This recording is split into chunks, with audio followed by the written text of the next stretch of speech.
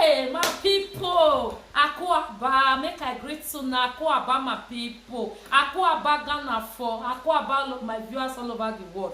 It's now I know why they choose Nana Akufo-Addo as a president of ECOWAS. Oh, my people, you people did not choose it wrong at all. You people really see that intelligence in that man that make you guys to choose him as a president of ECOWAS. Oh, my people, so that is what we are into today. People, hello viewers all over the world. Oh, my people, my new subscribers, in case you are seeing me for the first time, my name is Maria Omo Family TV. What I do in my channel, I always deliberate on Nigeria and Ghana issue. Not for bad, okay?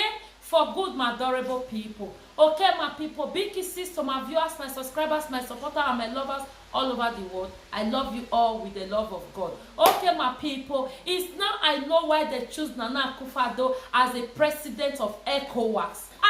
You people did not choose a bad at so you people see this quality in this man that make you guys to you see how this the president of ECOWAS, Nana Akufo-Addo, is taking Africa to the next level. It's really, it mean Africa well. This man is not greedy. Not only Ghana, not only his country, the whole Africa. It mean us well. He's ready to take us to the next level. When you come out as an African woman with Africa attire, you will be well recognized. You will be well addressed. You know, my people, honestly, guys, he needs our prayer. We need to support him with prayer.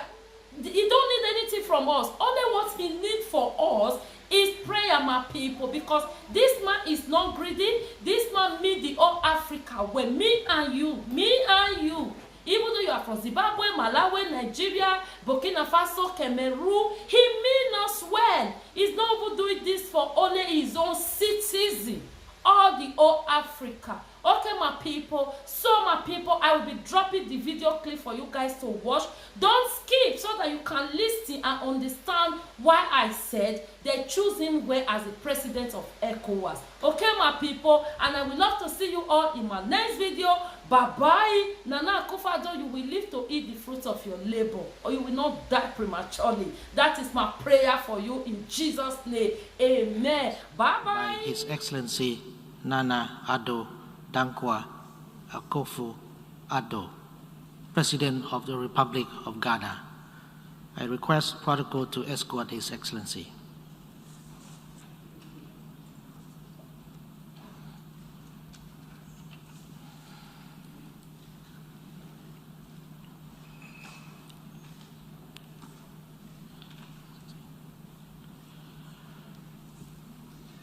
On behalf of the General Assembly, I have the honor to welcome to the United Nations His Excellency Nana Addo Dankwa Akufo-Addo, President of the Republic of Ghana, and invite him to address the Assembly.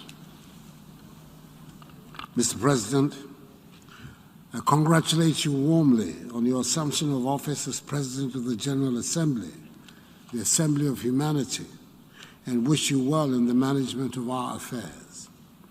I congratulate also the Secretary General on his unanimous re-election for a second term.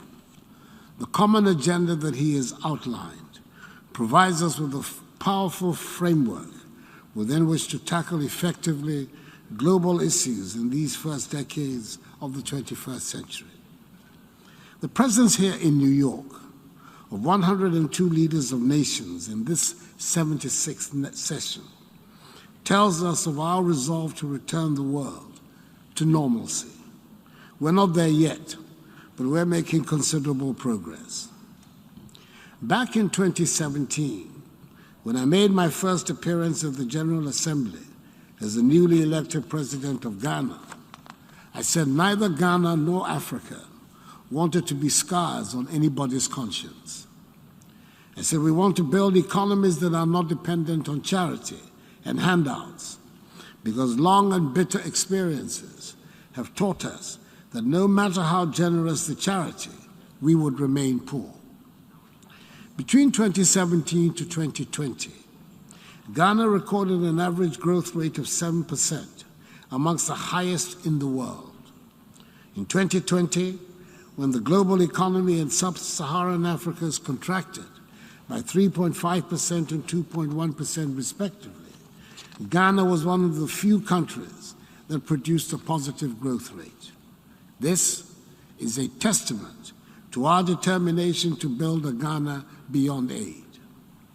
1 year on, although infection rates and deaths are relatively lower in the region, the virus's impact on economies and livelihoods has been damaging. The latest numbers from the African Development Bank indicate that African economies, which contracted by 2.1% in 2020, are yet to return to pre-pandemic levels. More than 30 million Africans fell into extreme poverty in 2020, and nearly 40 million could do so in 2021. The social impact has been devastating. Over 103 million African jobs have been lost. Women, who account for 40% of total employment, have been most hard hit. Mr. President, we're listening to the scientists. It is evident that vaccination is the way to protect populations and revitalize societies. To vaccinate 70% in the shortest possible time, as is being done elsewhere in the world, means some 900 million Africans have to be vaccinated.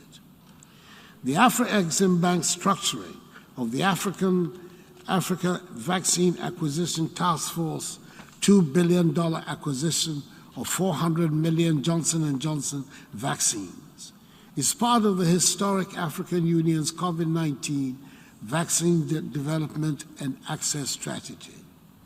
It is a critical milestone in our collective fight against the pandemic, in a continent suffering the worst brunt of vaccine nationalism. The Africa Vaccine Acquisition Task Force vaccine program, partly manufactured in South Africa, is the single largest and most far-reaching trade transaction since the entry into force of the African Continental Free Trade Area in January this year. It is eloquent testimony to the benefits of domestic production and pooled procurement in Africa, as envisaged by the African Continental Free Trade Area Agreement. Ghana agrees with the call of the Rome Declaration of Global Health for voluntary licensing and technology transfers to boost vaccine production. The African Union is working with WHO, WTO, and other global partners to expand its vaccine manufacturing and deployment. We in Ghana have so far received 5 million doses, which have been administered to frontline health workers and those classified as being most at risk.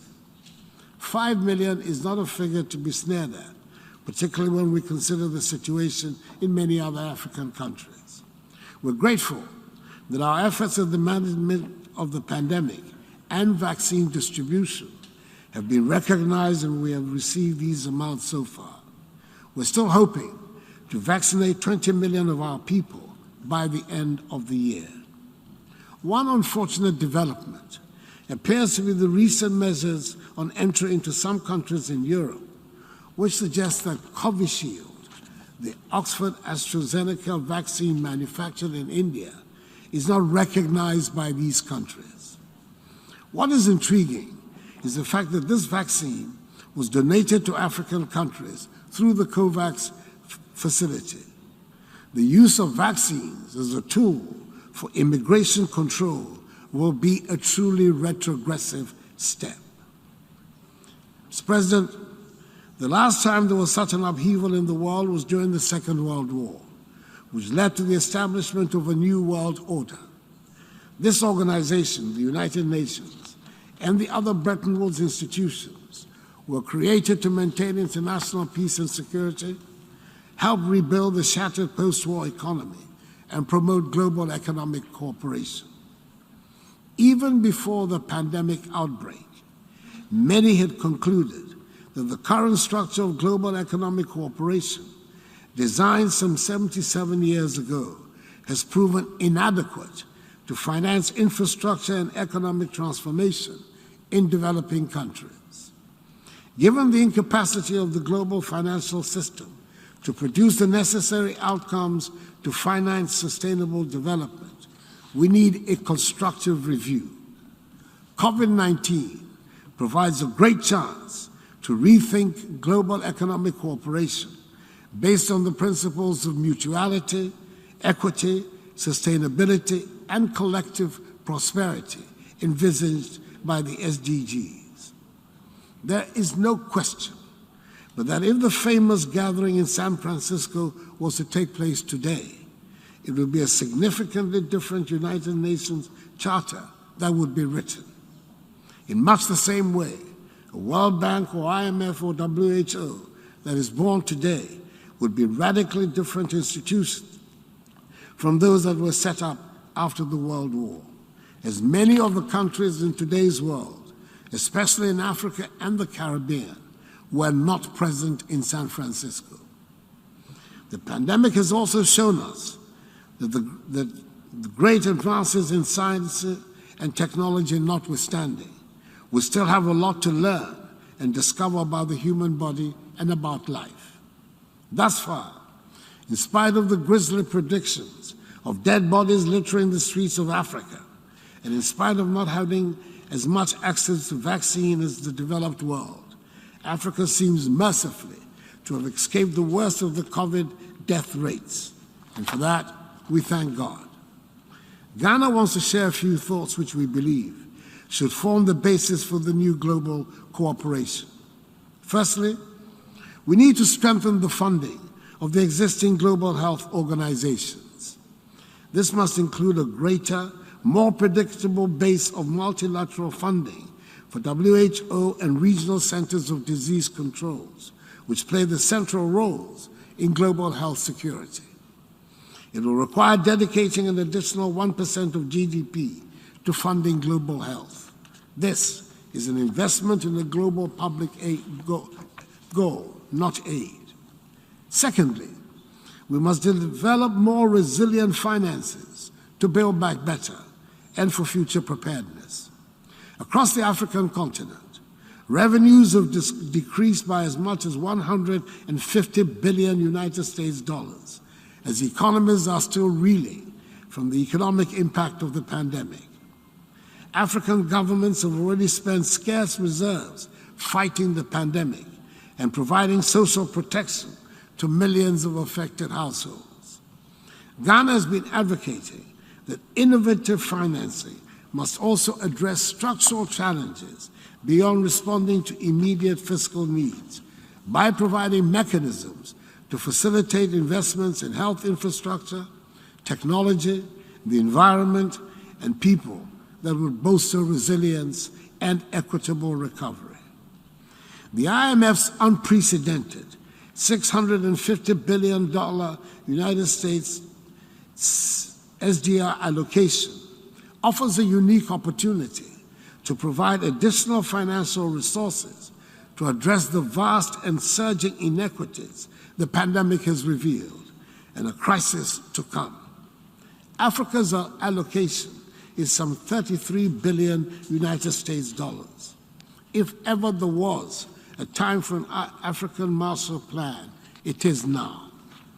The SDR infusion should be seized upon as a catalytic effort to leapfrog Africa to the next level of human development and ensure sustained global prosperity.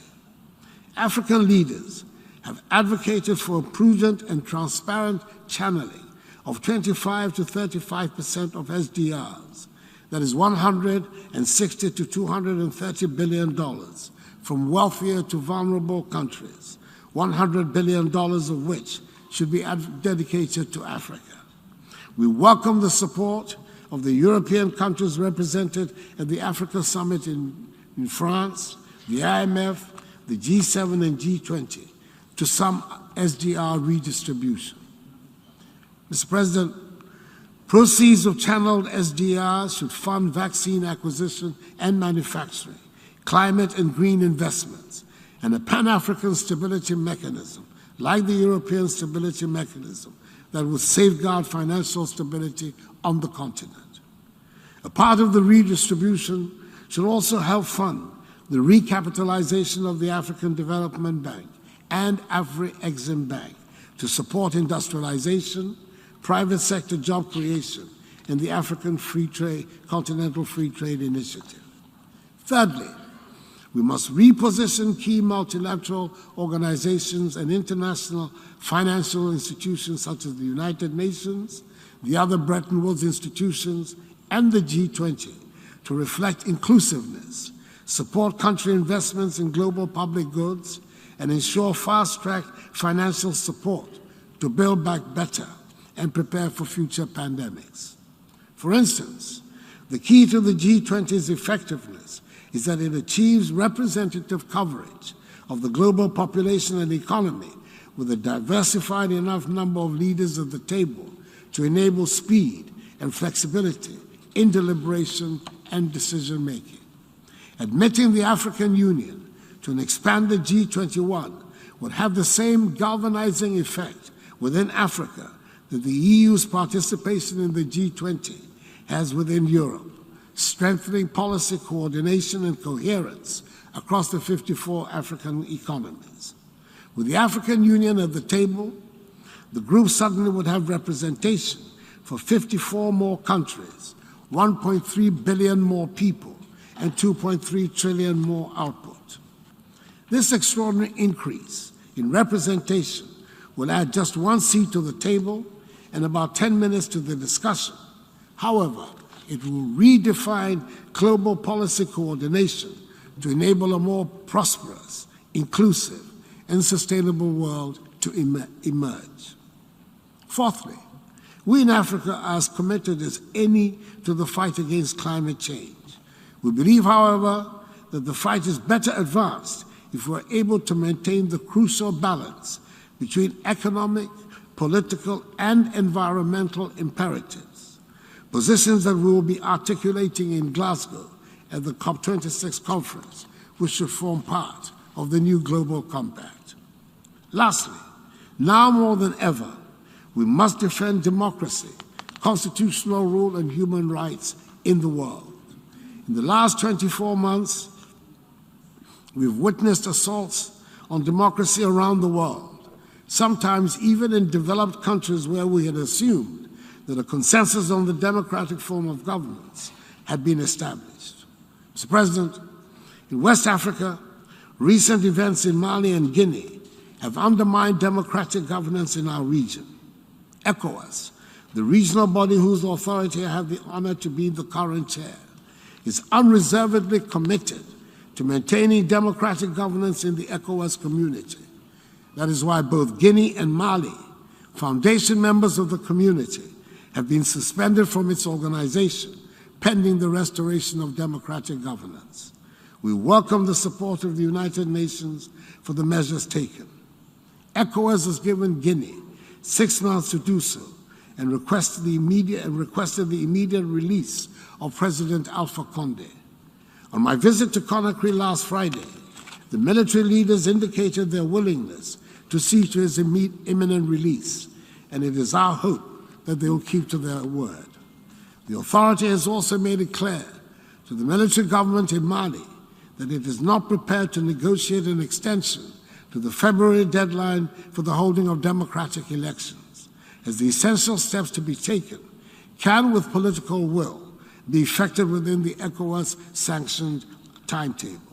It is better that a government with a democratic mandate be in place as soon as possible to implement the necessary reforms for the future stability and growth of Mali, thereby enhancing capacity for the all-important fight against terrorism in Mali and in the wider Sahel. We in Ghana highly resolve that we will continue to defend democracy and constitutional rule and uphold human rights. We shall work to strengthen the institutions that support democracy in our country and in our region.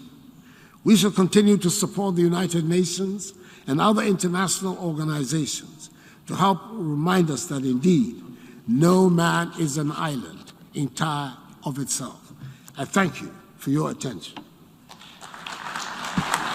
On behalf of the General Assembly, I wish to thank the President of the Republic of Ghana for the statement just made, and I request protocol to escort His Excellency.